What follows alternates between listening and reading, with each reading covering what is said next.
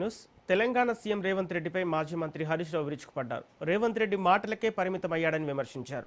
అన్ని వర్గాలను కాంగ్రెస్ మోసం చేస్తుందన్నారు. తెలంగాణ కోసం రాజీనామా చేయమంటే రేవంత్ రెడ్డి జిరాక్స్ కాగితం ఇచ్చారని విమర్శించారు. కాంగ్రెస్ మోసాలను ఎండగట్టాలని పార్టీ శ్రేణులకు హరీష్ రావు పిలుపునిచ్చారు. సర్ పట్ల అప్రమత్తంగా ఉండాలని సూచించారు. ప్రజలు కేసీఆర్ బాగా చేసిండు, కానీ రేవంత్ రెడ్డి 15,000 ఇస్తా అంటుండు కదా, రైతు బంధు 4,000 పెన్షన్ ఇస్తా అంటుండు కదా, అక్కా చెల్లెళ్లకు మహాలక్ష్మి కింద 2,500 ఇస్తా అంటుండు కదా అని ఒక ఆశ పెట్టిండు. మనకు కృతజ్ఞతకు ఆశకు మధ్య పోటీ జరిగితే ఎప్పుడైనా ఆశే గెలుస్తుంది కదా, మనుషులం కదా, ఆశ గెలుస్తుంది. కానీ ఇప్పుడు నిజస్వరూపం బయటపడ్డది. రేవంత్ రెడ్డి మనల్ని మోసం చేసిండు. రేవంత్ రెడ్డి మాటలకు మాత్రమే పరిమితమైంది తప్ప ఆయన చెయ్యడు. అరే మనం కేసీఆర్ గారిని అనవసరంగా పోడగొట్టుకున్నామనేటువంటి విషయం ఇప్పుడు ప్రజలకు అర్థమైతా ఉంది. మొన్న కల్లాలల్ల వడ్ల మీద రైతులకు ప్రతి ఒక్కరు కేసీఆర్ అదికొచ్చిండు. ఎరువు బస్తాల కోసం లైన్లలో నిలబడ్డ ప్రతి రైతన్నకు అరే నాడు కేసీఆర్ ఉండగా ఈ ఎరువు బస్తాల గోసలేదు అని గుర్తొస్తా ఉంది.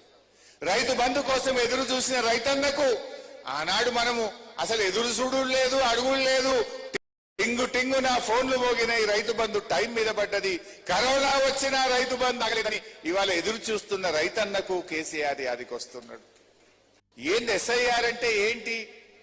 20 ఏండ్లకు ఒక్కసారి special intensive revision of votes అంటే ఫుల్గా రివ్యూ చేస్తారు. మనమే చూస్తాం ఊర్లల్లా చచ్చిపోయిన ఓట్లు అట్లే ఉంటాయి, తీసేస్తారా? డబుల్ ఓట్లు ఉంటాయి. మన బూత్ల పోలింగ్ బూత్ లో పనిచేస్తే ఒక ఓటు 2 జాగాలు ఉంటది, ఒకటే బూత్ లో కూడా 2 సార్లు వస్తుంది. లేదా ఇప్పుడు హుస్నాబాద్ పట్టణం ఉంది, ఇల్లు ఫస్ట్ వార్డులో కాల్ చేసి 5వ వార్డులకు పోయిండు, ఫస్ట్ వార్డులో ఓటు అట్లే ఉంటది, 5వ వార్డులో కొత్త ఓటు రాస్తారు. అంటే ఒక మనిషికి 2 ఓట్లు ఉంటాయి. చనిపోయిన వాళ్ళ ఓట్లు ఉంటాయి, ఊర్లో ఉంటాయి, హుస్నాబాద్ లో ఉంటాయి. కోయడలో ఓటు ఉంటది, పిల్లల చదువుకు హుస్నాబాద్కి వస్తే హుస్నాబాద్ లో ఓటు ఉంటది.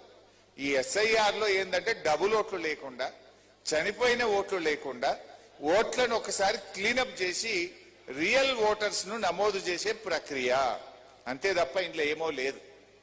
కాకపోతే పోలింగ్ బూత్ ఏజెంట్లు ఇలా ఎలక్షన్ కమిషన్ రాజకీయ పార్టీలకు కూడా అధికారికంగా ఈ కార్యక్రమంలో భాగస్వామ్యం కల్పించింది.